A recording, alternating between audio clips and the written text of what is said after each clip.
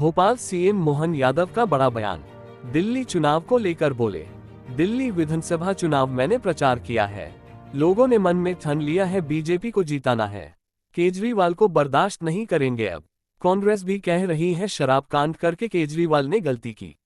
ये बड़ी बात होती है कि मुख्यमंत्री को जेल जाना पड़ा, फिर भी वो कह रहे मैं सही हूँ। लेकिन जनता सब जानती है, इस्तीफा देना पड़ा फिर भी चुनाव में प्रचार कर रहे हैं। इन्वेस्टर समिट को लेकर बोले, साथ ही इन्वेस्टर समिट हो चुके हैं, भोपाल में पहली बार होने वाली है। मध्य प्रदेश में औद्योगिक साल चल रहा है, यहाँ एक नया रिकॉर्ड बनेगा। कुंभ स्नान को लेकर बोले, लाखों श्रद्धालु पहुंचे हैं, श्रद्धालु आनंद डूबे हैं। आस्था का इतना बड़ा संयोजन होना मामूली बात नहीं है।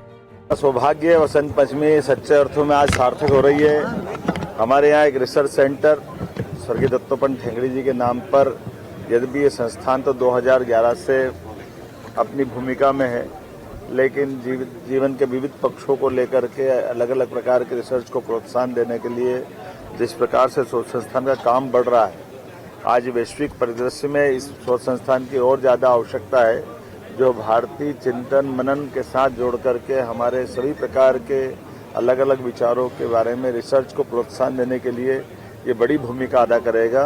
ऐसे में मैं अपनी ओर से शुभकामना देता हूँ। आज भूमि पूजन में मैं स्वयं शामिल हुआ, मेरे साथ माननीय संस्कृति मंत्री, शिक्षा मंत्री, हमारे चिंतक मनीषी, राष्ट्रीय स्वयंसेवक संघ के अखिल भारतीय कार्य समिति के सदस्य श्रीमान सुरेश सोनी जी भाई साहब, और माननीय इस न्यास के अध्यक्ष श्रीमान हमारे अशोक पांडे जी, और सबके साथ मिलकर हमने आज जो ये भूमि पूजन किया है, मुझे उम्मीद है कि जल्दी से जल्दी ये न केवल भवन बन के तैयार होगा, बल्कि भवन के अंदर की जो मूल भावना है, जो जीवन के सभी पक्षों को लेकर के रिसर्च को प्रोत्साहन देगा, ऐसे में एकेडमिक साइड से ये एक माइलस्टोन का काम करेगा। मैं ये मान के मुझे इस बात का संतोष है कि जब हम इन्वेस्टर समिट की बात कर, रीजनल लेवल पर 7 इन्वेस्टर समिट हुई है, और इस साल चूंकि हमने तो उद्योग वर्ष घोषित किया है, ऐसे में ग्लोबल इन्वेस्टर समिट को लेकर यशस्वी प्रधानमंत्री की जब पहली बार भोपाल में ये इन्वेस्टर समिट होने वाली है,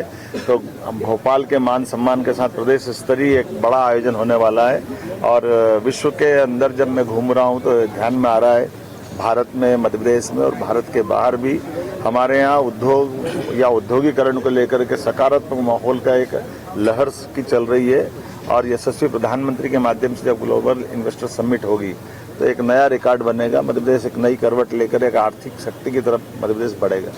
इस बात का संतोष है, लोकतंत्र के इस माहौल में दिल्ली विधानसभा चुनाव के परिदृश्य में मैं स्वयं भी गया था। पहले जापान जाने के पहले भी वहां प्रचार प्रसार करने गया। सच में दिल्ली के लोगों ने ठान लिया कि किसी हालत में अब केजरीवाल की सरकार को बर्दाश्त नहीं करेंगे।